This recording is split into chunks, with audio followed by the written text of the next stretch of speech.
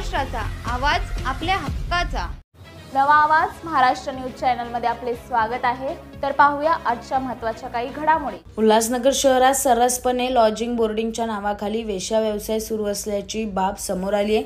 आता या प्रकरणी स्थानिक पोलिसांना आवाहन देत कल्याण क्राईम ब्रांच पोलिसांनी कारवाई केली।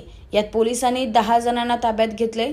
उल्हासनगर शहरातून जाणाऱ्या कल्याण अंबरनाथ रस्त्यावर शुभम लॉज आहे। या ठिकाणी लॉजिंग बोर्डिंगच्या नावाखाली मुलींकडून वेश्या व्यवसाय करून घेतला जात होता।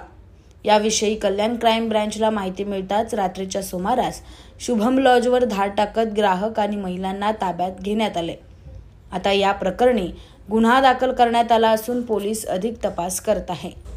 बातम्या पाहण्यासाठी चॅनलला सबस्क्राइब करा, बेल आयकॉनवर क्लिक करा आणि रहा सतत अपडेट। तुमच्या परिसरातील काही घडामोडी किंवा समस्या असतील तर आमच्या वृत्तवाहिनीला संपर्क करा आणि तसेच सतत अपडेट राहण्यासाठी आमच्या वृत्तवाहिनीला सबस्क्राइब करा आणि बेल आयकॉन दाबायला विसरू नका।